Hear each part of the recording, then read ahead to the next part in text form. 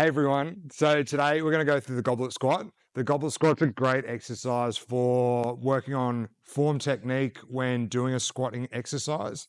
The goblet squat, we're going to hold the load out in front of us compared to a barbell back squat where the load is going to be on your back. So there is an adjustment of your center of gravity.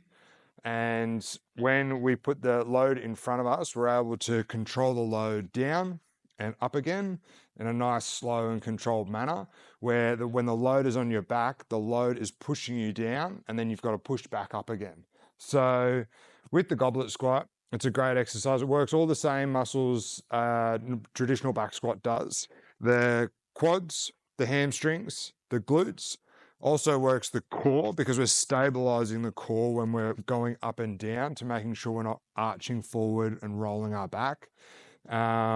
And while bracing your core, we're keeping our chest up. And it also works the adductors, which is a really good stabilizing muscle when we're doing squats and also progressing into heavier barbell back squats. So I'm going to go through the exercise or demonstrate it. And I'm also going to say a few of my favorite cues which help me perform the exercise with perfect form. So we're going to ensure that our feet are shoulder width apart with the toes pointing slightly outward. We're going to keep the weight on your heels, not on your toes. When you hold the kettlebell or dumbbell with both hands, you hold it close to your chest, the elbows pointing downward. Engage your core as you hold the weight in a goblet position.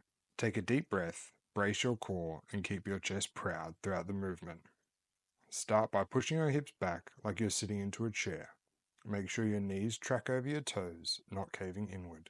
Aim to lower your hips below parallel, but only as deep as your flexibility or mobility allow.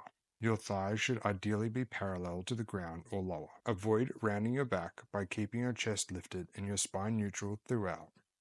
As you come back up, drive through your heels to return to standing. This helps engage the glutes and the hamstrings. Control your descent and don't rush the movement. The goal is quality over quantity.